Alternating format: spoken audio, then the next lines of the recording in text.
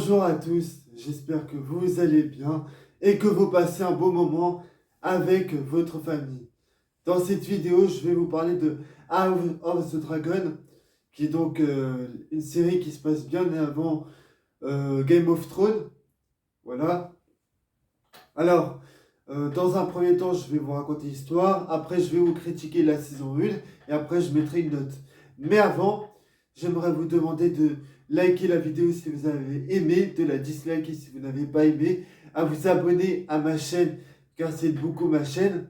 N'hésitez pas aussi à aller voir les autres vidéos qui sont sur ma chaîne et à me dire aussi ce que vous avez pensé de la saison 1 de House of the Dragon et de me dire si vous êtes d'accord avec moi ou pas. Et j'aimerais bien avoir aussi votre propre avis dans les commentaires. Mais s'il vous plaît, respectez mon avis et ceux des autres dans les commentaires.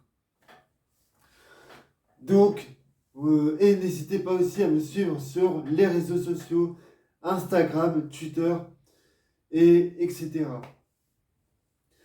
Donc, de quoi ça parle House of the Dragon? Ça parle en fait de plusieurs familles qui vont essayer d'avoir le trône de fer.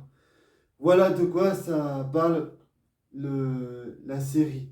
En gros, c'est un peu le même genre de scénario qu'il y avait dans Game of Thrones. Donc, c'est parti je vais vous parler de la saison 1 de House of the Dragon. Allez, c'est parti. The gods have yet to make a man who lacks the patience for absolute power, Your Grace.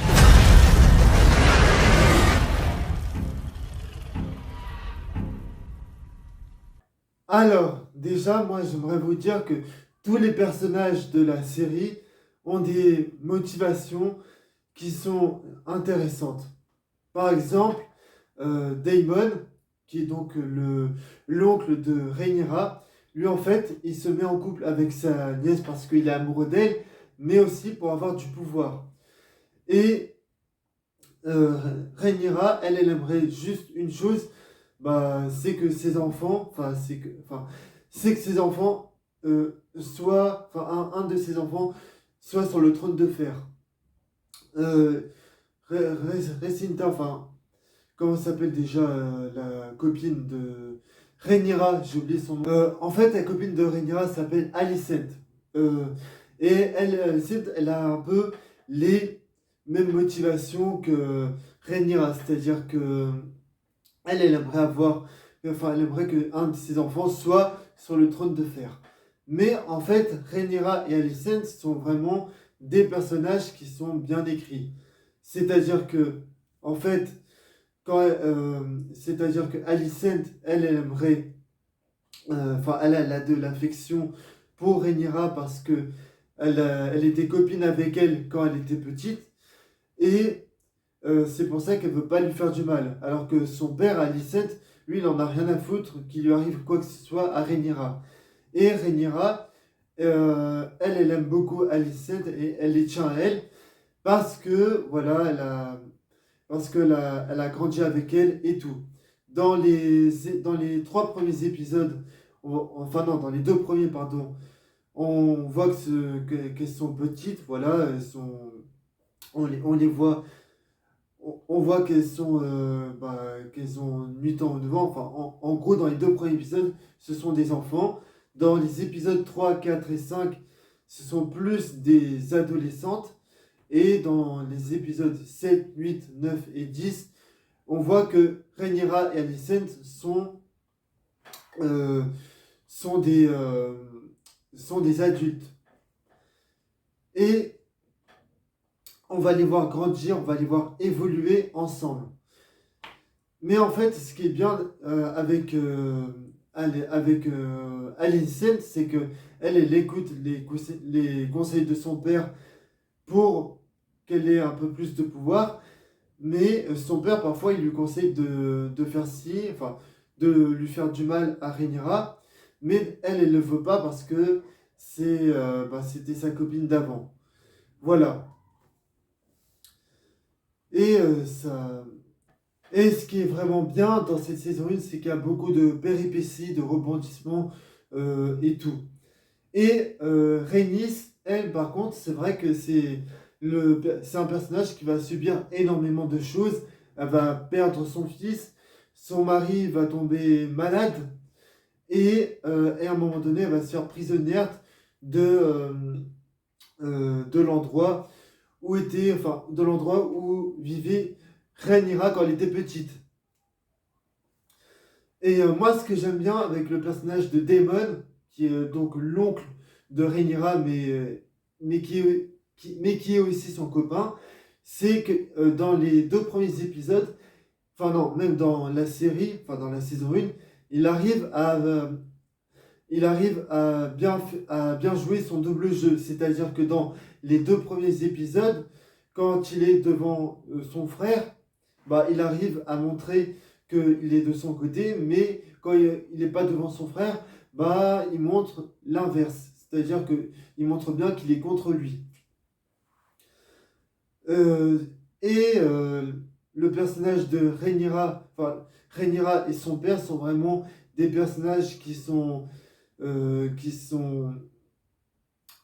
qui ont vraiment une bonne âme, enfin, pas une bonne âme, mais comment dire, qui sont, enfin, qui veulent pas faire du mal aux autres. C'est-à-dire que à chaque fois qu'ils ont des problèmes, euh, eux, ils aiment bien régler leurs problèmes par de la discussion et non pas par de la violence. Mais comme Rhaenyra, mais vous savez, parfois, quand, enfin, il y a certaines scènes où Rhaenyra, elle, est dit qu'il faut, euh, qu'il faut résoudre les problèmes par de la discussion. Mais il y a une scène à un moment donné dans le dernier épisode, ou dans l'avant-dernier, je sais plus, où tu as Daemon qui est un peu violent avec sa femme, enfin ou avec sa nièce, comme vous voulez. Enfin, il est un peu violent, mais pourquoi il est violent avec elle? Il est violent avec elle tout simplement parce que c'est pour montrer à Rhaenyra que pour résoudre ces problèmes-là, il faut rentrer en guerre avec ces gens-là. Voilà. Et il lui fait comprendre qu'il n'y a pas d'autre solution. Après, il y a une scène que j'ai vraiment beaucoup aimée. C'est la scène où il y a un des enfants de Alicent qui va essayer de monter pour la première fois sur un dragon. Et ce genre de scène, on l'a jamais vu dans Game of Thrones. C'est vraiment une scène qui est très originale.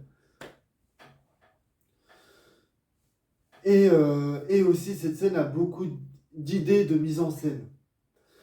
Mais par contre, je pense que la saison 2 aura beaucoup plus d'enjeux que la saison 1. Tout simplement parce que dans la saison 1, enfin à la fin de la saison 1, t'as un des enfants de Rhaenyra qui va dans le royaume d'un gars dont je sais plus comment il s'appelle. Et en gros, il va dire, et en gros, il va dire que, enfin, il va dire au roi que sa mère a besoin d'aide et lui il refuse d'aider sa mère. Et au moment où il s'en va pour reprendre son dragon, euh, donc son dragon il s'en va pour aller rejoindre son camp. Et tu as le dragon d'un des enfants de Alicent. Enfin, tu as un des enfants de Alicent qui prend son dragon à lui pour aller jouer avec le petit enfant, enfin l'enfant de Rhaenyra. Et donc, comme l'enfant de Alicent essayait de faire peur à celui de Rhaenyra, et ben, sans faire exprès, le dragon du fils de Alicent a bouffé le fils de Rhaenyra et son dragon. Et donc, et c'est pour ça qu'à la fin, euh, Rhaenyra, elle va rentrer en guerre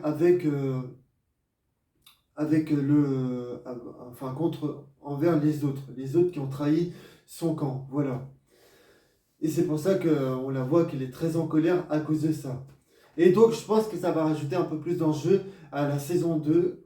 Enfin, qu'il va y avoir plus d'enjeux dans la saison 2 que dans la saison 1. Voilà. Donc, je vais passer à la note finale. Allez, c'est parti.